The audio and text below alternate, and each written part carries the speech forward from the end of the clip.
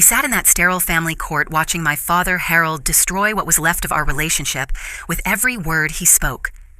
"All she does is embarrass me, Your Honor," he declared, gesturing dismissively in my direction while arguing why I didn't deserve a single penny from my grandmother's estate. His voice dripped with disdain as he listed my supposed failures to the judge. I remained silent, devastated by this public humiliation from the man who was supposed to love me unconditionally. Then suddenly, the judge leaned forward with sharp interest, fixing Harold with a penetrating stare. "You really don't know, do you?" Harold's attorney Marcus froze mid-sentence legal documents scattering across the polished table. I watched Harold's confident expression crumble as his face drained completely of color. "My name is Sierra, and I never imagined I would be sitting in a courtroom listening to my own father systematically tear apart my character in front of a judge." The mahogany-paneled room felt suffocating as Harold continued his relentless assault on my reputation, claiming I was unstable and irresponsible, and therefore unfit to inherit anything from my beloved grandmother's estate. The irony wasn't lost on me. Here was a man who had spent 28 years of my life dismissing every achievement I'd ever accomplished. When I graduated valedictorian from high school, he shrugged it off as just book smarts. When I earned my business degree magna cum laude from Northwestern, he called it a worthless piece of paper that won't teach you real life. When I started my first nonprofit organization at 23, he laughed and said I was playing pretend businesswoman. What Harold didn't know, what he had never bothered to discover, was that for the past 2 years, I had been the anonymous donor keeping his struggling law practice financially afloat. Through a trust fund I had established, I had quietly transferred over $300,000 to Caldwell and Associates, the small family law firm Harold had inherited from his own father and had been slowly running into the ground. I watched Marcus Harold's attorney shift uncomfortably in his leather chair. The perspiration beading on his forehead told me he understood the implications of what the judge had just said, even if Harold remained obliviously confident in his attack on my character. Marcus knew about my financial contributions because he had been the one processing the mysterious payments that had saved the firm from bankruptcy. He had tried multiple times to trace the source of the funds, only to hit dead ends created by the legal barriers I had carefully constructed. Harold continued his monologue, completely unaware that his own attorney was silently panicking beside him. "Your Honor, my daughter has never shown any responsibility or commitment to anything meaningful. She drifts from one failed venture to another, never contributing anything substantial to society or our family." The judge, an elderly woman with silver hair and sharp eyes behind wire-rimmed glasses, maintained her focused attention on Harold while making notes on the papers before her. Judge Patricia Hernandez had a reputation for thorough preparation and rarely being surprised in her courtroom. The fact that she seemed to possess information Harold didn't have made my pulse quicken with both anxiety and hope. I had been dreading this day for months. When my grandmother Eleanor passed away 6 months ago at 87, I had grieved not just for her loss, but for the complicated relationship we'd had in her final years. Grandmother had been my champion throughout my childhood, the one person who encouraged my dreams and ambitions when Harold dismissed them. But something had changed in the last 5 years of her life.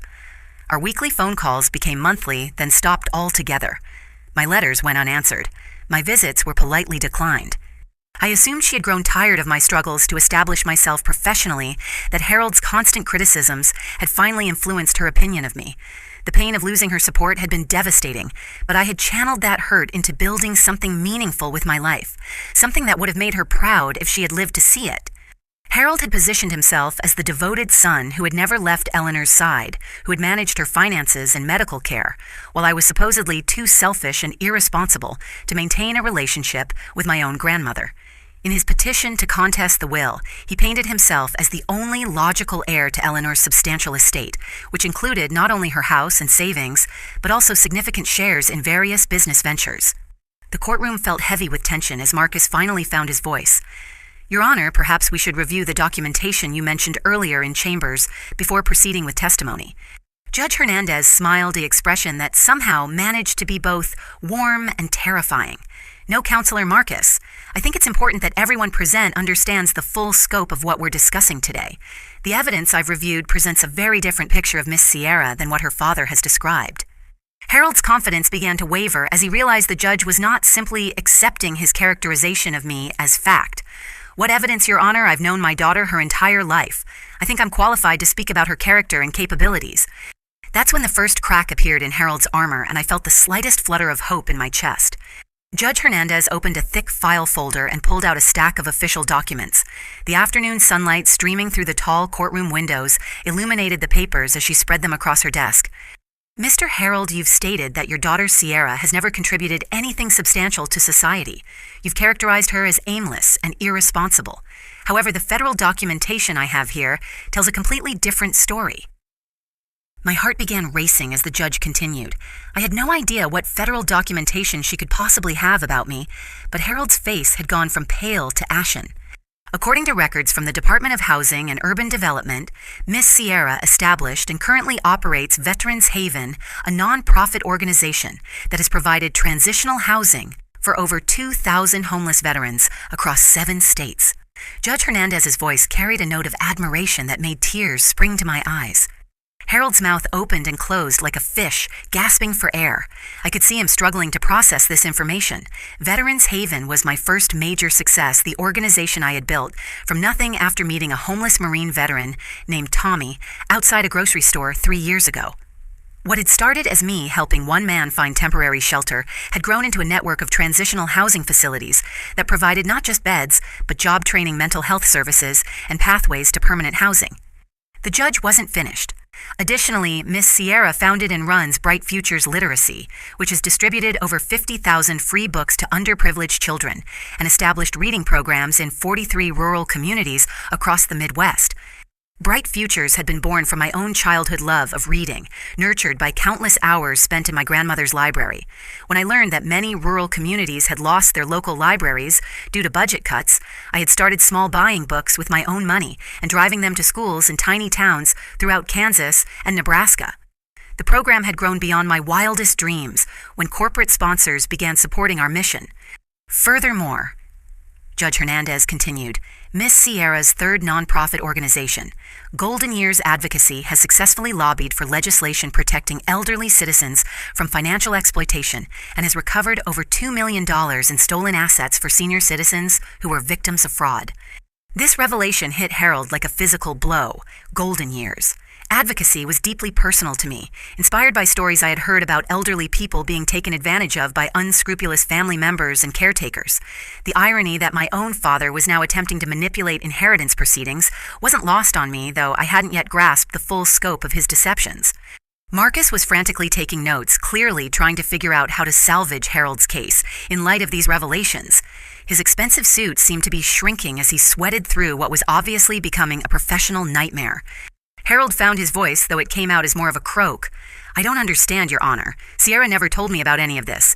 If these organizations actually exist, why would she hide them from her own father? The judge removed her glasses and fixed Harold with a stare that could have melted steel. Mr. Harold, did you ever ask your daughter what she did for work? Did you ever inquire about her goals, her projects, her life beyond your own assumptions? The silence that followed was deafening. I watched my father's face cycle through confusion, anger, and what might have been the beginning of shame. The truth was, Harold had never asked about my work because he had already decided it wasn't worth knowing about. Every conversation we'd had in recent years had been dominated by his own problems, his struggles with the law firm, his complaints about younger attorneys taking his clients. Your Honor, Harold said weakly, even if Sierra has been involved in these activities, that doesn't necessarily demonstrate the financial responsibility needed to manage a significant inheritance. Judge Hernandez smiled again, and this time it was definitely terrifying. I'm glad you brought up financial responsibility, Mr. Harold, because that leads us to another interesting revelation. She pulled out another set of documents, these bearing the official seal of the Internal Revenue Service. According to tax records, Miss Sierra's 3 nonprofit organizations have collectively received over $8 million in federal grants over the past 3 years. These grants were awarded based on demonstrated impact, fiscal responsibility, and rigorous government oversight. The number 8 million hung in the air like a thunderclap. I had never calculated the total value of the grants my organizations had received, but hearing it stated so baldly was overwhelming. More importantly, I could see Harold struggling to reconcile this information with his fixed image of me as his unsuccessful daughter. Marcus cleared his throat nervously. Your Honor, while Miss Sierra's charitable work is certainly commendable, the question before this court is whether Eleanor's will accurately reflects her intentions regarding the distribution of her estate. Indeed, it is, Counselor, Judge Hernandez replied. Which brings us to the question of why Eleanor might have chosen to leave the majority of her estate to a granddaughter who, according to her son, had become distant and irresponsible in recent years. I felt a stab of pain remembering those final years with my grandmother. The gradual cooling of our relationship had been one of the most heartbreaking experiences of my adult life. Eleanor had been my biggest supporter, my confidant, my inspiration. Her apparent rejection had motivated me to prove myself worthy of the love she had once shown me, even if she was no longer there to see it. Harold straightened in his chair, sensing an opportunity to regain control of the narrative. Exactly, Your Honor. My mother was hurt and confused by Sierra's neglect. She told me repeatedly how disappointed she was that Sierra had stopped visiting, stopped calling, stopped caring about family. The judge's expression grew very serious. Mr. Harold, you've just touched on something very important. Tell me, how exactly do you know what your mother's feelings were about Sierra's supposed neglect? Something in the judge's tone made both Marcus and me sit up straighter. Harold, however, seemed oblivious to the danger he was walking into. Your Honor, I spoke with my mother regularly. I was the one taking care of her, managing her affairs, making sure she wasn't alone. Unlike some people, I understood my family responsibilities. Judge Hernandez nodded slowly. I see. And during these regular conversations, your mother expressed disappointment about Sierra's lack of contact. Absolutely. She was heartbroken that Sierra had abandoned her. The judge made another note on her papers. That's very interesting, Mr. Harold, because it contradicts some other evidence I've reviewed. Evidence that suggests your mother's isolation from Sierra might not have been voluntary on either side. I felt the room temperature drop as the implications of the judge's words sank in. Harold's confident expression began to crack around the edges, and for the first time since entering the courtroom, he looked genuinely worried. Judge Hernandez reached into her file and withdrew what appeared to be a stack of letters tied with a faded blue ribbon. My heart clenched as I recognized my own handwriting on the envelopes, along with my grandmother's careful script addressing responses to me. Miss Sierra, the judge said gently, did you write letters to your grandmother during the past 5 years? Yes, Your Honor. I replied, my voice barely above a whisper. Every month, sometimes more often. But she stopped responding about 3 years ago, and I thought she had grown tired of hearing from me. Harold's face had gone completely white. Marcus was staring at the letters with growing horror as he began to understand what they represented. Judge Hernandez untied the ribbon and spread several letters across her desk. These letters were found in your father's home office, Miss Sierra. None of them were ever delivered to your grandmother. Similarly, these letters addressed to you in your grandmother's handwriting were never mailed. The revelation hit me like a physical blow. For 3 years, I had believed my grandmother had chosen to cut me out of her life. I had written letter after letter, pouring my heart out about my work, my hopes, my love for her, only to receive silence in return.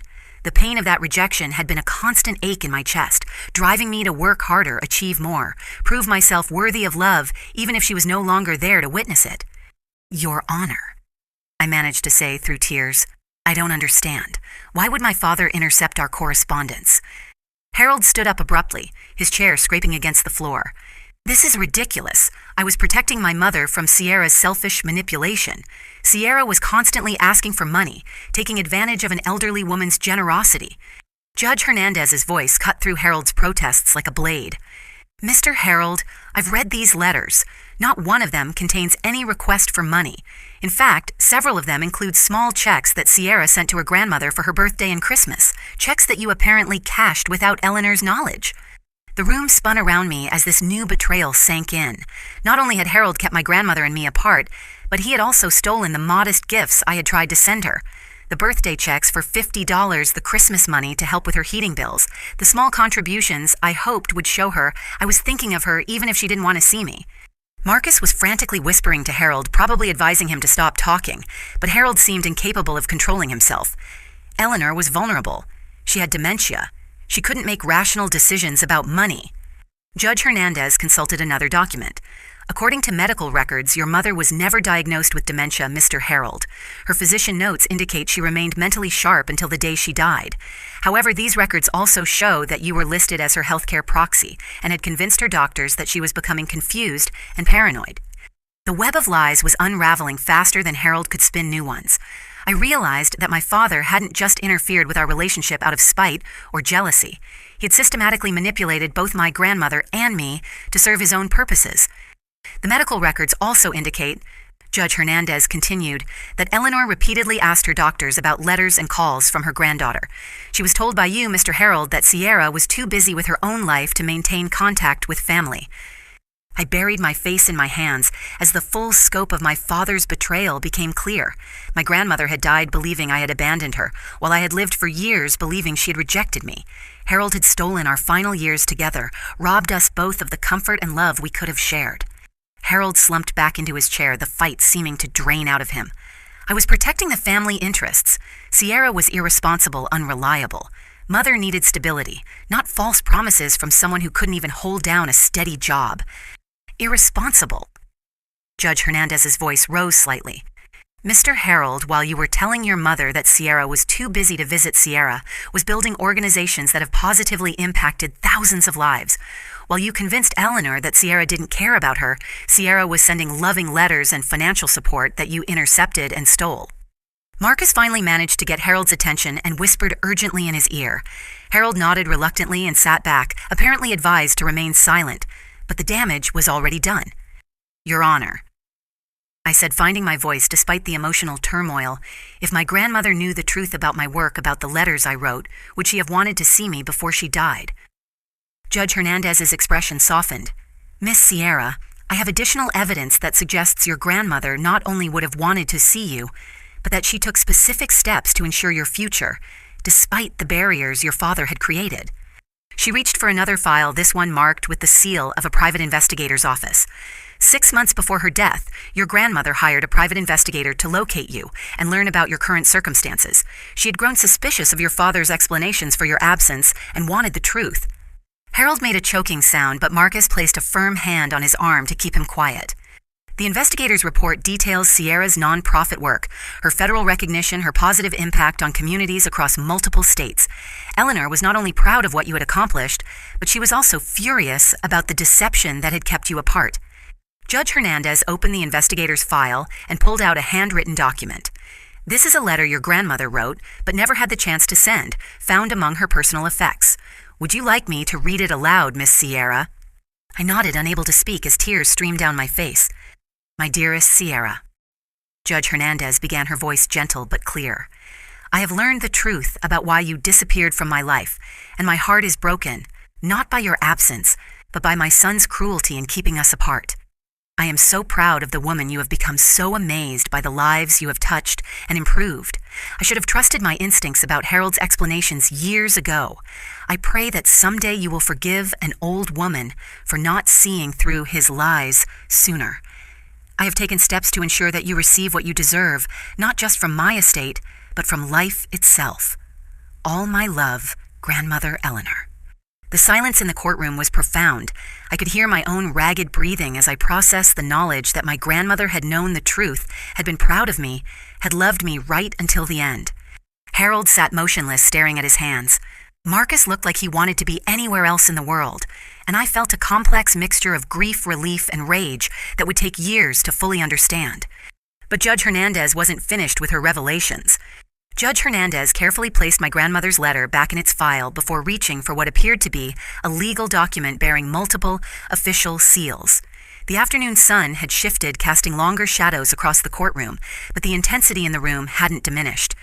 Mr. Harold, you've built your argument for inheriting your mother's estate, partly on your role as the responsible son who managed her business affairs and maintained the family law firm that she helped establish with your father. Is that correct? Harold nodded slowly, seeming to sense another trap but unable to avoid it. Yes, Your Honor. Mother was a partner in Caldwell and Associates.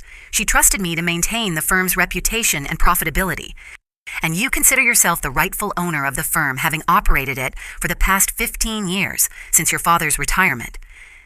Of course, I've dedicated my career to building that practice. Judge Hernandez smiled, and by now I recognized that expression as deeply ominous for whoever was on the receiving end. That's interesting, Mr. Harold, because according to these corporate filings from 5 years ago, your mother transferred her partnership shares in Caldwell and Associates to your daughter, Sierra, making her the majority owner of the firm. The silence that followed was so complete I could hear the fluorescent lights humming overhead. Harold's face went through a series of expressions: confusion, disbelief, denial, and finally, a dawning horror as the implications became clear. That's impossible, Harold whispered. Sierra doesn't know anything about running a law firm. She's never even worked there. Actually, Judge Hernandez continued consulting the documents. The transfer was quite legal and properly executed. Your mother retained a small percentage of ownership, but Sierra became the controlling shareholder with 65% of the company. I felt like the ground had shifted beneath my chair. I had no knowledge of owning any part of Harold's law firm. The idea seemed absurd, given how often Harold had dismissed my business education and capabilities. Marcus had gone completely silent, his pen frozen above his legal pad. I suspected he was calculating exactly how much trouble he was in for accepting payments from Harold when Harold might not have had the authority to pay him. Furthermore, Judge Hernandez said, pulling out bank statements, the anonymous financial support that has kept Caldwell and Associates solvent for the past 2 years came from Sierra herself, channeled through her trust fund. She has been unknowingly investing in her own company. The room seemed to tilt on its axis as this revelation sank in. For 2 years, I had been watching Harold struggle with his failing law practice, feeling guilty about his financial stress despite his constant criticism of my life choices. I had set up the trust fund payments as a way to help him without damaging his pride, never imagining that I was actually supporting a business I owned. Harold stood up so quickly his chair toppled backward. This is insane. Sierra can't own my firm. I built that practice. I've worked there for 20 years. Mr. Harold, Judge Hernandez said calmly, you've been the managing partner of a firm majority owned by your daughter. The woman you've spent today describing as irresponsible and unfit to inherit anything has actually been your business partner and primary financial supporter for years. The overwhelming. Harold had spent the morning arguing that I was too incompetent to manage an inheritance, while being completely unaware that I had been successfully managing and subsidizing his own livelihood. Marcus finally found his voice. Your Honor, if Miss Sierra is indeed the majority owner of Caldwell and Associates, then my representation of Mr. Harold in this matter presents a significant conflict of interest. Indeed, it does, Counselor. Judge Hernandez agreed, which raises interesting questions about who has the authority to make decisions about the firm's operations and expenditures. Harold's face had gone from white to red as anger replaced shock. Sierra might have some papers with her name on them, but she doesn't know the first thing about practicing law or running a business. Those documents don't mean anything if she can't actually do the work. Actually, Mr. Harold, they mean quite a lot. Sierra's business degree, her demonstrated success in running multiple non-profit organizations, and her proven ability to secure and manage millions of dollars in federal funding suggests she might be more qualified to run a law firm than you assumed. I found my voice, though, it came out shaky with emotion. Your Honor. I had no knowledge of owning any part of the firm. Why would my grandmother transfer ownership to me without telling me? Judge Hernandez consulted another document. According to your grandmother's private papers, she became concerned about your father's financial management of the firm several years ago. She discovered significant irregularities in how he was handling client funds and business expenses. Rather than confront him directly, she chose to protect the family business by transferring control to someone she trusted to maintain ethical standards. The word irregularities hung in the air like a toxic cloud. Harold sank back into his chair, his face ashen once again. What kind of irregularities? I asked, though part of me was afraid to hear the answer. Unauthorized loans from the firm's client trust account, inflated expense reports billing clients for services that were never provided. Judge Hernandez read from the investigator's report. Your grandmother's concern was that Harold was headed towards serious ethical violations that could result in disbarment and criminal charges. Harold made a strangled noise. Those were temporary business loans I always intended to pay back the client account. The firm was struggling and I had to make difficult decisions. Mr. Harold, Judge Hernandez said sternly, borrowing from client funds is never temporary and it's never acceptable. It's embezzlement, regardless of intent to repay. The word embezzlement hit the courtroom like a lightning strike.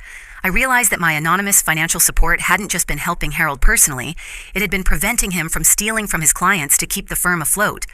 Marcus was frantically packing his briefcase, clearly trying to distance himself from Harold as quickly as possible. Your Honor, given these revelations, I need to withdraw my representation of Mr. Harold immediately. Granted, Judge Hernandez said. Mr. Harold, you have the right to seek new counsel, though I should inform you that the State Bar Association will be receiving copies of this file. Harold looked around the courtroom wildly as if searching for an escape route. The man who had entered this room confident in his righteousness and authority now faced the possibility of criminal charges and professional ruin. But I sensed that Judge Hernandez still wasn't finished with her revelations. The pile of documents on her desk suggested there were more surprises to come, and I braced myself for whatever bombshell would drop next. The transformation from Harold's confident attack on my character to this desperate situation had been so swift and complete that I was struggling to process it all. Everything I thought I knew about my family, my relationship with my grandmother, and even my own life was being rewritten in real time. And somehow I suspected the biggest revelations were still coming. Judge Hernandez glanced at the clock on the courtroom wall and then looked directly at me with an expression that was both serious and strangely proud. "Miss Sierra, there's one more matter we need to discuss today, and it concerns your immediate future rather than your past." She reached for a folder marked with the official seal of the United States government. My pulse quickened as I tried to imagine what federal business could possibly relate to our family's inheritance dispute. 2 weeks ago, I received an inquiry from the Federal Bureau of Investigation regarding your background and character. This inquiry was part of a comprehensive security clearance investigation. My mouth went dry. I had no idea why the FBI would be investigating me, though I suspected it had something to do with the federal grants my organizations had received. "Miss Sierra, you have been selected by the President of the United States for appointment as the inaugural director of the Rural Development and Community Empowerment Agency, a newly created federal department focused on addressing economic inequality in America's small towns and rural communities." The words hit me like a physical force, a presidential appointment, a federal directorship. The room seemed to spin as I tried to process what Judge Hernandez had just said. Harold made a choking sound. "That's impossible. Sierra couldn't handle a federal appointment. She doesn't have the experience or qualifications for that level of responsibility." Judge Hernandez fixed Harold with a withering stare. "Mr. Harold, your daughter's work with Veterans Haven alone has demonstrated her ability to manage complex operations across multiple states while maintaining strict compliance with federal regulations. Her success in securing and properly administering $8 million in federal grants indicates exactly the kind of fiscal responsibility and program management skills required for federal leadership." I found my voice, though it came out as barely a whisper. "Your Honor, I had no idea I was being considered for any federal position." "The selection process was confidential until recently," Judge Hernandez explained. "Your reputation came to federal attention through your nonprofit work and your collaboration with various government agencies. The recommendation came from the Director of the Department of Housing and Urban Development, who's been impressed with Veterans Haven's innovative approaches to addressing homelessness." She opened the federal folder and pulled out official letterhead bearing the White House seal. "The FBI background investigation is standard for all presidential appointees, requiring Senate confirmation. During that investigation, they discovered the financial irregularities in your father's law practice, as well as his interference with family communications." Harold slumped in his chair as the implications became clear. His behavior wasn't just a family matter anymore. It was part of a federal investigation into someone being vetted for high-level government service. The FBI report notes that Harold's actions could be considered obstruction of a federal appointment process, given that his interference may have caused emotional distress that could have affected your ability to serve in federal government. My head was spinning. A presidential appointment, Senate confirmation, federal leadership. These were possibilities I had never even imagined for myself, yet here was a federal judge telling me they were reality. Judge Hernandez continued reading from the White House letter. "The proposed agency would have an annual budget of $2 billion and would coordinate rural development efforts across multiple federal departments. Your job would be to oversee programs addressing infrastructure, education, healthcare access, and economic development in underserved communities." $2 billion. The number was so large I couldn't even conceptualize it properly. Harold's law firm struggled to manage a few $100,000 annually, and here was the federal government suggesting I could handle a budget 4,000 times larger. "Your Honor," I said, still struggling to believe this was really happening. "When would this appointment take effect?" The Senate confirmation process typically takes several months, but given the urgency of rural development needs, the hearing has been fast-tracked for next month. However, there was some concern about potential family complications that could distract from your ability to serve effectively. Judge Hernandez looked meaningfully at Harold. "The FBI investigation revealed that your father's financial improprieties and manipulation of family relationships could create ongoing stress and public relations challenges for someone in federal service. The White House needs to be confident that these issues can be resolved cleanly." Harold seemed to realize that his behavior wasn't just affecting our family anymore, but could potentially derail a presidential appointment. "Your Honor, surely Sierra's personal family matters wouldn't affect her ability to serve the government." Actually, Mr. Harold, they could. Federal appointees undergo intense public scrutiny. Any ongoing family disputes, especially those involving financial misconduct, could become fodder for political opposition and media attention. The judge pulled out another document. However, there's an additional complication. The FBI investigation also revealed that your interference with Sierra's relationship with her grandmother may have violated several federal laws. Marcus, who had been quietly trying to blend into the furniture, suddenly sat up straight. Harold's face went completely white. Intercepting mail intended for another person is a federal crime, Mr. Harold. Cashing checks made out to someone else constitutes mail fraud. Using your position as healthcare proxy to provide false medical information is healthcare fraud. The accumulation of these charges could result in significant federal prison time. The room fell silent except for the sound of Harold's labored breathing. The man who had walked into this courtroom confident in his moral authority and superior judgment was now facing potential federal criminal charges that could destroy his legal career and send him to prison. Your Honor, I said quietly. What does this mean for my grandmother's estate and for the federal appointment? Judge Hernandez smiled, and for the first time that day, it was a genuinely warm expression. Miss Sierra, your grandmother's will is quite clear. She left you the majority of her estate specifically because she discovered the truth about your accomplishments and your father's interference. As for the federal appointment, that decision ultimately rests with you. She handed me the White House letter. You have 1 week to decide whether you want to accept the nomination. The Senate confirmation hearing has been scheduled pending your acceptance. As I held the official letter in my trembling hands, I realized that my grandmother had somehow orchestrated all of this from beyond the grave. Her investigation into my life had not only revealed Harold's deceptions, but had also likely brought my work to federal attention in the first place. Harold sat in stunned silence, probably calculating whether he had enough money left to hire a criminal defense attorney. The tables had completely turned from the morning's proceedings, where he had been confidently attacking my character and qualifications. But Judge Hernandez wasn't quite finished with her revelations, and I sensed that Harold's final humiliation was still to come. Harold suddenly straightened in his chair, and I could see a familiar calculating expression cross his face.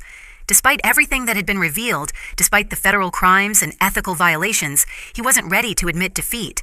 I recognized that look from childhood. Harold was about to make one last desperate attempt to control the narrative. Your Honor.